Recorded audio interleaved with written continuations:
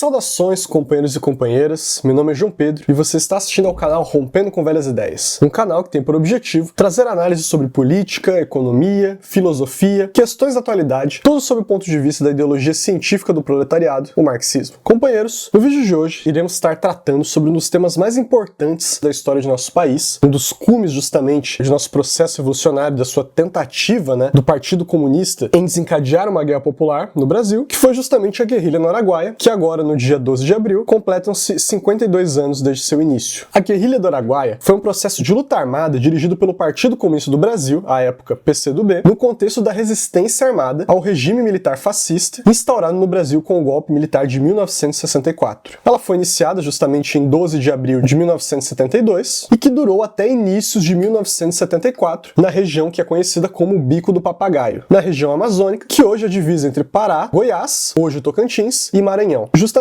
na bacia do rio Araguaia. Após 3 campanhas militares de cerco e aniquilamento por parte das Forças Armadas reacionárias, a guerrilha foi liquidada, sofrendo uma derrota militar estratégica, da qual, portanto, não conseguiu se recuperar. Essa derrota ela foi seguida justamente pelo massacre da Lapa de 1976, em que o partido buscava fazer o balanço e colher as lições para continuar e retomar a luta revolucionária. O massacre ele cumpriu o papel de destruir, de liquidar a direção do Partido Comunista do Brasil, a linha de esquerda encabeçada pelo grande comunista Pedro Pomar, que defendia a retomada da guerrilha. Demais dirigentes e quadros do partido, que estavam mais à esquerda, foram quase todos assassinados covardemente nas selvas amazônicas, como foi o caso, por exemplo, do dirigente militar Maurício Grabois. Foi a guerrilha do Araguaia, apesar de seus equívocos, a luta que mais auto-ergueu a bandeira da guerra popular em nosso país, até hoje. Nela, ao longo dos mais de 2 anos de combates, dezenas de abnegados comunistas verteram seu generoso sangue para abrir o caminho à Revolução Brasileira, num contributo pioneiro de aplicar a estratégia maoísta do cerco das cidades pelo campo. Contra ela, o regime militar fascista pró-imperialismo Yankee lançou mais de 30 mil efetivos de suas forças armadas e forças policiais. Em 3 campanhas de cerco e aniquilamento, as forças reacionárias lograram aplastar justamente as nascentes forças guerrilheiras que se estabeleciam no Araguaia, embrião de um futuro exército popular. A audácia e o heroísmo dos combatentes comunistas marcaram para sempre a vida do povo pobre das regiões do sul do Pará, de Tocantins e do Maranhão. Inúmeros heróis do povo se imortalizaram ali, como Oswaldão, João Carlos Haas, Nelito, Chica, Helenira Rezende, Sônia, entre outros, com provas de coragem e abnegação revolucionárias. Se tornaram verdadeiros heróis da causa do socialismo e do comunismo. A importância e a diferença do Araguaia para as demais formas de luta armada de resistência ao regime militar fascista residiu no fato de ser uma tentativa inédita no país de deflagrar uma guerra popular prolongada, à luz na época da luta pela assimilação do maoísmo, à época compreendido como pensamento Mao Tse-tung, dirigido por um autêntico partido comunista, marxista-leninista, também inédito no país até então, que era o caso do PCdoB, constituído Partido Marxista-Leninista com a cisão de 1962. Ou seja, foi produto direto do mais alto patamar que chegara o movimento comunista no Brasil desde sua fundação do Partido Comunista do Brasil em 1922. Ponto este só alcançável através da elevação da luta ideológica ao nível de luta de 2 linhas dentro do destacamento de vanguarda do proletariado, no contexto internacional de decomposição do imperialismo, da ruína do social-imperialismo soviético, do mais alto cume alcançado pela Revolução Proletária na China, com a grande revolução cultural proletária, que desbaratou à época as tentativas de restauração do capitalismo no país durante 10 anos até 1976, e dos sintomas de uma nova grande onda da Revolução Proletária Mundial que cada vez mais se avizinhava. Como muito bem definiu o camarada Pedro Pomar em seu balanço daquela gloriosa batalha que se desenvolveu, abre aspas, a experiência do Araguaia representou, inegavelmente, uma tentativa heróica para criar uma base política e dar continuidade ao processo revolucionário sob direção de nosso partido. Tinha em vista formar uma sólida base de apoio no campo, desenvolver o núcleo de um futuro exército popular, poderoso, capaz de vencer as forças armadas a serviço das classes dominantes e do imperialismo Yankee. Fecha aspas. Para expor toda essa magnitude, seu significado histórico, político, ideológico e militar, e as lições que poderemos tirar disso nos dias de hoje, faremos uma exposição do ponto de vista do balanço da guerrilha, à luz do marxismo-leninismo-maoísmo, identificando os principais erros e acertos daquela experiência, e também uma exposição histórica dos fatos. Como se deu? Antecedentes. Primeiro, há que tomar todo o período que antecede a guerrilha, não tomá-la somente em si, mas considerando toda a luta ideológico-política que transcorre no seio do partido desde o processo de 62 e que decide por ela. Segundo, há que tomar a situação da luta de classes no país durante aquele período. E em terceiro, tomar as condições internacionais nas quais se inseriu o período, tanto do ponto de vista da luta no seio do movimento comunista internacional, luta encarnada encarniçada contra o revisionismo soviético, quanto da luta entre revolução e contra-revolução no geral. Sobre a luta ideológico-política, recomendo aos companheiros que assistam um vídeo sobre a história do Partido Comunista do Brasil que nós já fizemos aqui em nosso canal. Em resumo, é a partir da ruptura com o grupo revisionista de Prestes e a reorganização do partido em 1962, luta que se deu entre marxistas, leninistas e revisionistas no seio do Partido Comunista do Brasil. Depois do golpe de Prestes, vai se ter então a Carta do 100, que vai levar ao processo de reorganização de 62, que, de acordo com o Núcleo de Estudos Marxismo-Leninismo-Maoísmo colocou, foi o momento que representou a constituição do partido enquanto marxista-leninista. Vai relatar Pomar, abre aspas, em agosto de 1964, analisando as causas da derrota do 1º de abril, o partido deu um grande passo na elaboração do caminho da luta armada. Na 6ª Conferência Nacional, em 1966, o partido definiu o caminho da luta armada como o da guerra popular e estabeleceu seus princípios mais gerais. Traçou a tática política, cuja essência é a preparação e o desencadeamento da guerra popular. Nas resoluções do Comitê Central de novembro de 1967 e de maio do ano passado, o partido rejeitou a teoria do foco, destacou a missão nas cidades da luta revolucionária e explicou a justa relação entre o movimento armado no campo e a luta nos grandes centros urbanos. Fecha aspas. O partido vai orientar a todos os comitês regionais a iniciar seriamente o trabalho no campo, algo que era então inédito na história do partido desde sua fundação. Houve também o início de uma campanha de revolucionarização do partido, instigando principalmente os militantes mais jovens a se aprofundarem cada vez mais na vida partidária e ligarem propriamente sua vida às necessidades do partido e da revolução. Internacionalmente, vai se dar principalmente através da luta mais aguda do marxismo com o revisionismo já vista. A luta entre a linha vermelha do presidente Mao Tse-tung e seus partidários no Partido Comunista da China e o revisionismo de direita encabeçado por Khrushchev, o revisionismo soviético, e que se expressou por boa parte dos países que estavam sob o bastão de mando da União Soviética. Houve também a influência da grande revolução cultural proletária e a luta no desenvolvimento do partido pela assimilação do maoísmo, que vai se expressar principalmente através do documento assinado por Pedro Pomar, os grandes êxitos da grande revolução cultural proletária na China, no qual Pomar vai afirmar que, abre aspas, o pensamento de Mao Tse-tung é o marxismo-leninismo de nosso tempo, fecha aspas. Em meados da década de 60, já se inicia a preparação do terreno, no Bico do Papagaio, no qual se deslocam importantes quadros da direção do partido, como por exemplo Maurício Grabois e outros jovens quadros como o Oswaldão, a jovem estudante de Educação Física da USP, Helenira Rezende, entre outros. Ali preparam um trabalho político encoberto importantíssimo, se ligando profundamente às massas camponesas, aplicando o servir ao povo de todo o coração. A preparação se desenvolve por anos, em que se ligam com as massas, realizam trabalho produtivo, fazem reconhecimento da região e começam a realizar o trabalho de preparação efetiva para o início da guerra. Início de desenvolvimento. Segundo o relato de Ângelo Arroio, no seu trabalho Um Grande Acontecimento na Vida do País e do Partido, o partido considerava que deviam se organizar 3, 5 e 10 frentes iguais ao Araguaia. Entretanto, iniciou seu trabalho com 3 frentes. Uma em Goiás, hoje Tocantins, outra no Maranhão e outra propriamente no Araguaia, no sul do Pará. A frente de Tocantins, de acordo com o relato, desmantelou-se, pois o responsável, além dos erros que cometera, desistiu de continuar o trabalho revolucionário na região, trabalho esse que já vinha se desenvolvendo bastante. A do Maranhão, igualmente, teve a capitulação de um membro, que comprometeu a continuidade do desenvolvimento daquela região, e ficou, no final das contas, apenas a região do Araguaia. No Araguaia, abriram-se 3 áreas de atuação, operando em 2 a 3 dos maiores municípios do Pará. Ali localizaram-se 3 destacamentos armados, A, B e C, numa extensão de 130 quilômetros. De acordo com o documento de análise do Comitê Central, Análise sobre a Guerrilha do Araguaia, a região escolhida para a luta foi baseada numa justa relação entre as massas, mata e recursos naturais. Isso se revelou um problema posteriormente, como vamos abordar mais à frente. O Serviço de Inteligência do Exército indica a possibilidade de que algum grupo poderia estar preparando o desenvolvimento guerrilheiro naquela região. De acordo com os relatórios do Exército, a partir da delação traidora de alguns elementos, de notar nível cultural superior à média da região, movimentação de muitas pessoas recém-chegadas de outros estados, entre outros. E destaca para lá um grande contingente de tropas, tendo acontecido o encontro com uma das colunas guerrilheiras no dia 12 de abril de 1972, data que Maurício Grabois anota em seu diário representando o início da guerra. Está destacado no documento do Comitê Central, Análise sobre a Guerrilha do Araguaia, abre aspas, a luta no sul do Pará iniciou-se por iniciativa do inimigo. As forças guerrilheiras ainda não haviam terminado sua preparação em todos os terrenos quando foram atacadas. Diante da agressão, tínhamos 2 opções, abandonar a área ou resistir de armas na mão. Preferiu-se a segunda, pelo fato de que já havia um mínimo de preparação e a luta se iniciava politicamente de maneira favorável. A partir do início do conflito propriamente dito, o partido vai publicar um manifesto em defesa do povo pobre e pelo progresso do interior, que orientava as ações políticas, destacava a luta contra a ditadura ligando com as reivindicações no seio do povo, destacando principalmente as reivindicações reivindicações da massa camponesa. Vai destacar o mesmo documento do Comitê Central. Abre aspas. Nossa política foi uma política de massas, que se apoiava no princípio de unir todos os que possam ser unidos, neutralizar os que possam ser neutralizados e atacar os que devem ser atacados. Fecha aspas. Pela União pelas Liberdades e Direitos do Povo, a ULDP, se conseguiu uma grande ligação com a massa camponesa, realizando trabalho de ajuda mútua, fornecimento de alimentos para a guerrilha, informações, entre outros. Era comum os camponeses deixarem suas roças à disposição dos guerrilheiros. Muitos entraram para a guerrilha, 9 chegaram a fazer ações armadas, mesmo sem pertencerem aos destacamentos das forças guerrilheiras propriamente. Ressalta-se que as ações armadas tiveram grande repercussão na região, com grande sucesso na eliminação de capangas da reação, soldados e de assaltos para obter armas e alimentos. Ressalta-se também o fato de terem vencido 2 campanhas das forças armadas reacionárias, em que pesem as debilidades do movimento, muitas delas já notadas no próprio curso da guerra, mas que não chegou a ter tempo de serem corrigidas. A orientação dada pelo partido partia do fato de que a guerrilha era pequena, com pouca experiência militar, mal armada, e o inimigo era muito militarmente superior. Os guerrilheiros buscavam analisar cada ação a partir de verificar se contribuiria ou não para aumentar sua ligação e sua relação com as massas da região. A orientação da tática era a seguinte: quando o inimigo entrava na zona de guerrilha, deviam recuar e concentrar as forças de cada destacamento. A partir das informações obtidas, adotar uma linha de ação. Se o inimigo fizesse uma grande operação, a orientação era ficar recuado dentro dos refúgios. Se a operação fosse de menor envergadura, era para realizar algumas ações militares e desenvolver o trabalho de massas. Se admitiu, como princípio estratégico fundamental a sobrevivência. No entendimento da guerrilha, isso, significava justamente evitar ações que levassem à perda de companheiros desnecessariamente. Evitavam combates frontais com o inimigo, conheciam bem o terreno e tinham áreas para se refugiarem. Segundo o partido, esse princípio de sobrevivência partia da compreensão de que a luta seria evidentemente prolongada e que a existência de um foco armado jogava papel relevante dentro da situação nacional colocada. Como forma principal de luta foi adotada a propaganda armada, ou seja, se fazia mais propaganda política armada e menos ações militares guerrilheiras propriamente. A propaganda visava explicar às massas os objetivos da luta, elevar a sua consciência política e ganhar seu apoio. O preparo ideológico e político da guerrilha é um ponto de atenção para colocarmos, porque embora tivesse tido problemas com relação a isso, como a gente vai abordar melhor na parte do balanço, o principal é que essa preparação foi principalmente positiva, muito bem feita. Todos os combatentes tinham conhecimento de sobrevivência na mata, eram bons atiradores e conheciam bem a região. Nas primeiras 2 campanhas, o exército, as forças armadas reacionárias, atuaram com forças despreparadas e sem experiência com luta na selva. A maioria dos soldados eram recrutas e tinham um moral bastante baixo. O exército também não tinha guias para que os ajudassem no deslocamento. Por isso, a sua movimentação limitava-se mais a andar nas estradas, caminhos, roças, abrindo a picada ou beirando as grotas que existiam por ali. As informações que eles tinham sobre as forças guerrilheiras, a movimentação, áreas de atuação e refúgio eram muito precárias, tendo, eventualmente, o exército retirado da área e ficado unicamente na periferia, permitindo que as forças guerrilheiras pudessem se desenvolver cada vez mais e se movimentar com mais liberdade. Sem a pressão imediata do inimigo, a massa começou a se sentir cada vez mais confiante e a guerrilha aparecia no local justamente como uma nova autoridade política que estava emergindo. Assim, pôde se ligar cada vez mais às massas e expandir sua influência. A guerrilha chegou a lograr um apoio de 90% da população local em suas bases de atuação. Essa estatística ela pode ser colhida a partir da participação indireta ou indireta em apoio ao LDP, a União pelas Liberdades e Direitos do Povo, que eu havia mencionado, que era um órgão de frente única criado pelo partido para o trabalho com o campesinato. Concretamente, as forças guerrilheiras venceram, assim, os planos políticos e militares do inimigo e das forças armadas reacionárias durante o primeiro e segundo cerco destas, tendo o inimigo se retirado sem conseguir aniquilar ou liquidar com a guerrilha naquele momento, que era justamente seu objetivo principal. O objetivo principal de preservar as forças dos guerrilheiros foi de fato atingido, mas ainda com algumas baixas. Segundo o Ângelo, muitos erros já tinham se verificado durante essa primeira e segunda campanha das forças armadas, de cerco e aniquilamento propriamente, mas que não chegou a ter tempo de se corrigir isso entre as forças guerrilheiras. Depois de realizar amplo trabalho de inteligência e guerra psicológica, além de estudar a ação guerrilheira, as forças armadas voltam à carga com a terceira campanha de cerco e aniquilamento, empregando tropas especializadas no combate na selva, atuando com táticas guerrilheiras, por exemplo, sem uniformes e com destacamentos pequenos, com bons mateiros, guias para a locomoção, entre outros suportes. Assim relatou Ângelo Arroio, abre aspas, dia 7 de outubro de 73, iniciaram a terceira campanha. Penetraram na área com pouca tropa. Mantiveram na periferia alguns milhares. A seguir, foi crescendo o número de soldados deslocados para a mata. Uma das primeiras medidas que tomaram foi a prisão de centenas de moradores e, em especial, os melhores amigos dos guerrilheiros. As prisões também se estenderam nas cidades periféricas. Dessa vez, os presos não foram soltos. Muitos permaneceram vários meses. O exército criou um clima de terror na região, com o objetivo de amedrontar a massa, afastá-la da guerrilha, impedindo seu apoio e seu ingresso nas forças guerrilheiras. Obrigaram alguns moradores a servir de guias sob ameaça física. Queimaram todas as casas e os paióis onde não encontravam moradores. Através do terror, procuraram manter o controle sobre a população. Outra medida foi a instalação de bases de operação dentro e fora da área. Utilizaram as antigas e criaram as novas. Nas bases dispunham de helicópteros e em algumas desciam aviões. O exército espalhou dezenas de patrulhas de combate nas selvas em todas as direções, com o objetivo de buscar contato com a guerrilha e conseguir informações. Armaram emboscadas nas roças, capoeiras e estradas. Evitavam andar pelas estradas. Entraram nas matas com bons rastreadores, em grupos de 10, sendo que havia também alguns bem maiores. Estavam bem armados com metralhadores e fuzis FAL, usavam roupa civil na mata, tênis e mochilas. Levavam ração para passar vários dias na mata, sem depender da base de operações. Empregaram em grande escala o helicóptero e o avião. De modo geral, no local em que os helicópteros voavam, haviam tropas embaixo ou esquadrinhando a área. Houve casos também em que não havia helicópteros voando, existia tropa se movimentando. O helicóptero, em certo sentido, inquietava a tropa guerrilheira, pois essa nunca sabia ao certo se tinha ou não tropa, onde ela voava, ou se era uma operação de despistamento. Fecha aspas. As primeiras grandes baixas foram no destacamento C. Em agosto de 1973, esse destacamento vai se unificar com o destacamento B. O destacamento A concentrou-se na região denominada Fortaleza, para fazer justamente o trabalho político com as massas. De acordo com Arroio, o partido quis abrir novas frentes através do destacamento A, ampliando a base de massa e a área de manobra, mas isso não foi possível ser levado à prática. Em novembro de 73, já na terceira campanha, a comissão militar decidiu por fugir os 3 destacamentos, concentrando toda a sua força, uma vez que havia sofrido pesadas baixas nos destacamentos B e C, restando 12 e 14 combatentes, respectivamente. A fusão não se aplicou de fato, mas com essa definição em mente, a comissão militar, quando do cerco estratégico sofrido pelas Forças Armadas em dezembro de 73, se uniu aos destacamentos B e C e tomaram a decisão de marchar em direção ao destacamento A, visando ali concentrar as forças. De acordo com Arroio, isso foi uma expressão de um erro tático, visto que buscaram se concentrar durante um ataque, ao invés de se dispersarem, o que levou ao cerco estratégico que se formou. O cerco estratégico foi um ataque com grande superioridade por parte das Forças Armadas em relação ao agrupamento de guerrilheiros, que contava ali com 15 combatentes, onde se encontrava a comissão militar, que levou à eliminação de muitos em combates e os demais presos e covardemente executados. Relação com a massa, propaganda, atividade cultural. Os guerrilheiros, todos eles, eram bastante estimados pelas massas. Os de maior prestígio eram Osvaldo, o Osvaldão, e a Dina. Logo depois vinham Sônia, Piauí, Nelito, Zé Carlos, do destacamento A, Amauri, Maria Dina, do destacamento B, Mundico, no destacamento C, Joca, da comissão militar, e Paulo. O romance da libertação era recitado pela massa. Os hinos da guerrilha, elaborados lá na região mesmo, eram cantados pelas massas com muita frequência. Nas sessões de Terecô, candomblé, se faziam cantorias de elogio à guerrilha. O primeiro aniversário da luta guerrilheira foi comemorado com a participação de elementos da massa, e na área do destacamento A fez-se reunião com as massas, mais de 50 moradores, para discutir as medidas contra o INCRA. Chegou-se a criar em toda a região 13 núcleos da ULDP, e na propaganda alcançou também o êxito o folheto A Vida de um Lavrador, que foi uma literatura de cordel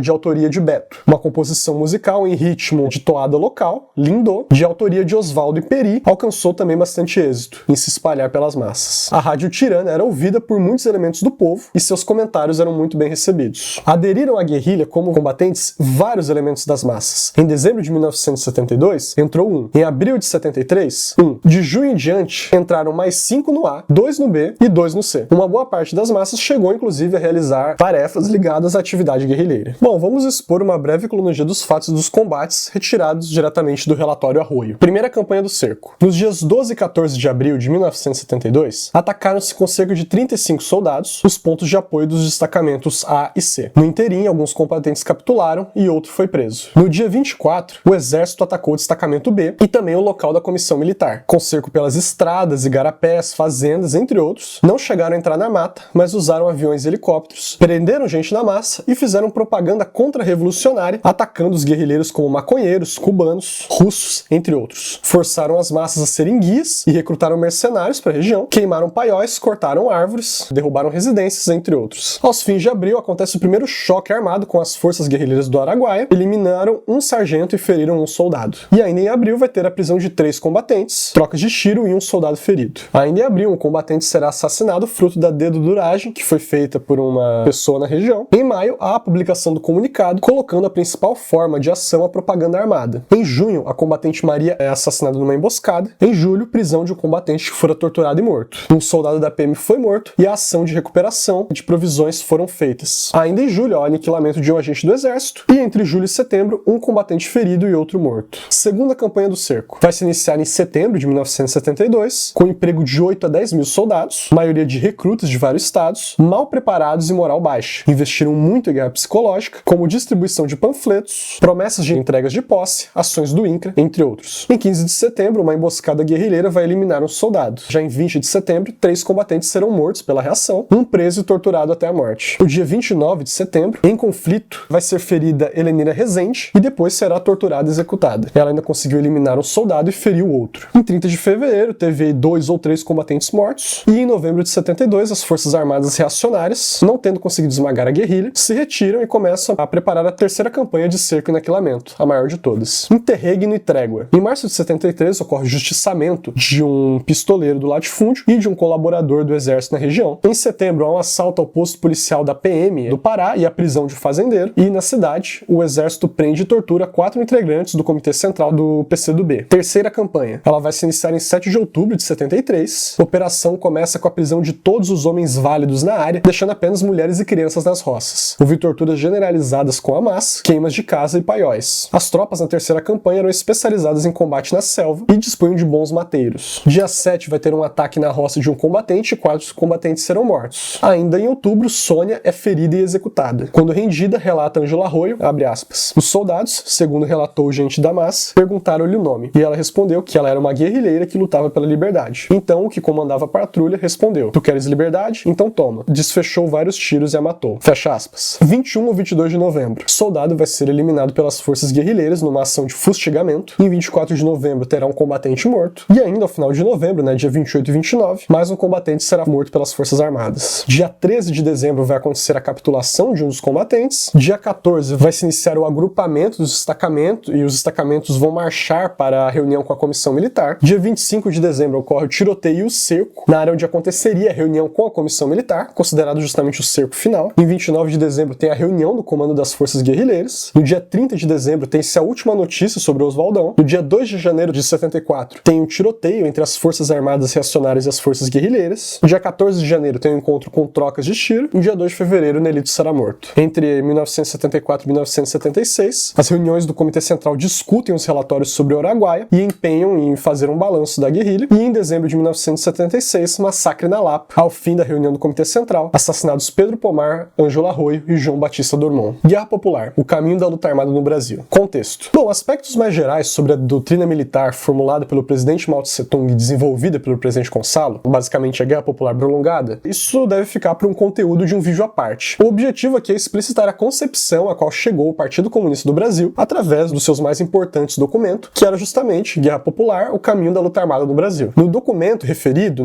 consta que, abre aspas, agora o partido formula de maneira mais completa sua concepção sobre o caminho da luta armada no Brasil. O estudo das obras de Mao Tse-tung sobre a Guerra Revolucionária serviu de guia na elaboração deste caminho, fecha aspas. A partir do golpe militar de 64, em que golpeou duramente o movimento de massas, em pleno auge da hegemonia do nacional-reformismo, a contra-revolução se torna ano após ano em contra-revolução que aplica terrorismo de Estado. Nessas condições, exige-se estabelecer uma correta análise da correlação de forças para dispor claramente as tarefas principais do partido e preparar assim as massas fundamentais para a luta armada de resistência a esse regime. Ou seja, era necessário preparar a resistência para preservar forças, atuar na defensiva do ponto de vista estratégico. A direção do Partido Comunista do Brasil foi a que menos cometeu erros nessa questão. Não se deixou levar pela tentação e mesmo por certo modismo que se estabeleceu de iniciar uma luta armada de imediato, como foi levado diversos grupos dos meios revolucionários naquele período. A luta contra o pacifismo do Partido Comunista Brasileiro, de Luiz Carlos Prestes, e o reformismo levou a boa parte da esquerda a ter ilusões imediatistas com a luta armada, que vão encontrar sua expressão, vão encontrar suporte nas concepções militaristas pequeno-burguesas, dentre estas, o principal sendo o castrismo e o guevarismo, que se chocavam frontamente com uma concepção militar proletária. Por exemplo, a Aliança Libertadora Nacional de Marighella aplicou basicamente o guevarismo na realidade nacional. O castrismo era antimarxista porque negava a necessidade do Partido Comunista como direção do processo revolucionário, desprezava a Revolução Democrática sob a direção do proletariado e generalizava uma fórmula vulgar de que ou é uma revolução socialista ou é uma caricatura de uma revolução. Nisto pesava também uma outra concepção revisionista que era e segue até os dias de hoje sendo muito cristalizada, que é a noção de que a luta armada ela só é uma alternativa viável quando estão sendo cortadas e reprimidas as mínimas liberdades democráticas. Logo, se o que existe é uma ditadura fascista, ou se faz luta armada armada, ou então não se é revolucionário. Errado, isso não é marxismo, isso é revisionismo. A luta armada é a forma superior de luta, a qual o verdadeiro Partido Comunista, um partido de vanguarda destacado do proletariado, organiza segundo as condições objetivas e particularidades de cada país. E embora o principal do documento é o esforço pela assimilação do maoísmo, essa concepção também já estava impregnada neste texto, de certa forma, no Guerra Popular, Caminho da Luta Armada no Brasil. Conteúdo. Diz Pedro Pomar, no documento do partido, que havia elaborado algumas críticas e delineamentos sobre o problema da revolução e da luta armada no Brasil, mas que até então eram insuficientes. Por isso, aponta, abre aspas. Agora, baseado no marxismo-leninismo, nas geniais contribuições de Mao Tse-tung sobre a Guerra Popular, o partido deve examinar as premissas para o surgimento e desenvolvimento da luta armada e delinear, num plano mais geral, o curso provável desta luta. O camarada Pomar vai, então, ao longo de 6 pontos expostos no documento, formular de forma essencialmente correta a estratégia da Guerra Popular no Brasil, como demonstraremos. Primeiro, ao indicar os fatores favoráveis para o desencadeamento da Guerra Popular no Brasil, Pomar destaca principalmente que, abre aspas, atua no país um partido marxista-leninista, o Partido Comunista do Brasil, que acumulou experiência revolucionária e que passou pelo crivo de acirrada luta ideológica contra o oportunismo e o revisionismo. Além disso, o Brasil é um país de dimensões continentais, possui regiões montanhosas e grande parte do seu território está coberto por densas florestas. Tal circunstância possibilita às forças revolucionárias um imenso campo de manobra. Em seu conjunto, essas características são fatores favoráveis à revolução, fecha aspas. E sintetiza de 3 aspectos da realidade, no qual o inimigo era muito forte, havia uma ausência de forças armadas por parte do povo e uma influência muito grande do imperialismo yankee, que o caráter dessa luta deveria ser prolongado. Mas que esses fatores são transitórios, porque se hoje as forças armadas reacionárias são fortes, a tendência é que com o desenvolvimento da Guerra Popular elas se tornem cada vez mais fracas. E por sua vez, o povo brasileiro, que na atualidade não tem ainda uma força armada, para dirigir o seu processo revolucionário, nem experiência militar suficiente, no decorrer de uma luta prolongada, adquirirá essa experiência e construirá seu próprio exército popular. O movimento revolucionário no anterior, que no momento ainda também é fraco, como ele colocava, transformar-se-á num quadro de luta prolongada em um poderoso e combativo movimento de massas. Através da correta análise de que existiu uma aguda contradição entre o sistema latifundiário e o campesinato pobre em nosso país, Pedro Pomar destaca, abre aspas, a existência do monopólio de terra, por exemplo, fará com que os camponeses se voltem cada vez mais para o lado da revolução, fecha aspas. Fato comprovado 1001 vezes, tanto antes quanto depois do desenvolvimento da guerrilha do Araguaia. Como, por exemplo, a radicalização do campo do país a partir da década de 80, menos de 10 anos desde o fim da guerrilha do Araguaia, com o massacre de camponeses e inclusive resistências armadas, como são os casos de Corumbiara em 1995 e Eldorado dos Carajás em 1997. Na análise de classe, Pomar ainda vai reconhecer a hegemonia da dominação yankee no país, a sobrevivência de relações pré-capitalistas bem acentuadas e da brutal diferença que existia entre campo e cidade. No segundo ponto, Pomar lista 9 aspectos básicos do curso da guerra no Brasil, ainda que com grandes insuficiências, tais como caracterizar o capitalismo no Brasil como sendo de tipo dependente e não como capitalismo burocrático. Não vai especificar a Revolução Democrática como de nova democracia ininterrupta ao socialismo, não vai falar na necessidade da guerra no campo e na luta na cidade como um complemento necessário à primeira, não vai apontar o cerco das cidades pelo campo, da guerra de guerrilhas e das bases de apoio como sendo estratégicos na Guerra Popular, entre inúmeros outros aspectos. São 9 aspectos listados. Primeiro, da nossa revolução como sendo nacional e democrática. O segundo, da principalidade do campo na guerra. O terceiro, de que a guerra seria prolongada. O quarto, da necessidade de autossustentação da guerra. O quinto, da importância da guerra de guerrilhas. O sexto, a necessidade de um exército popular. O sétimo, a necessidade de bases de apoio no campo. O oitavo, o apontamento das 3 fases da Guerra Popular, sendo essas a defensiva estratégica, o equilíbrio estratégico e a ofensiva estratégica. E o nono, a orientação política de justa e correta aplicação da linha de massas. Novamente, o principal aqui, para além dos acertos e erros, é justamente compreendermos o esforço por assimilar o maoísmo e a Guerra Popular e aplicá-los à condição do país. No terceiro ponto, Pomar vai criticar as formulações já existentes. Abre aspas. Em 1935, sob a direção da Aliança Nacional Libertadora, eclodiram no Rio de Janeiro, Recife e Natal rebeliões de quartel contra a fascistização do país e por um governo popular nacional revolucionário. Foram acontecimentos de importância histórica dos quais se orgulha o movimento revolucionário no Brasil. Mas a insurreição de 1935, apesar de seus lados positivos, circunscreveu-se fundamentalmente à luta em unidades militares e por isso não alcançou o êxito. O levante de quartel não se baseia na ação das massas, nem se subordina às necessidades do movimento revolucionário. É um método que conduz o povo à passividade, fecha aspas. Sobre a coluna Prestes, ele afirma que ela tinha uma concepção puramente militar e que desprezava as massas camponesas, e assim não poderia assimilá-las nem mobilizá-las. E por fim vai criticar a teoria do foco, de Castro e Che Guevara, no qual ele afirma que a concepção do foco nega a necessidade de partido, contrapõe a guerrilha com o partido e defende que o grupo armado é a vanguarda política da revolução.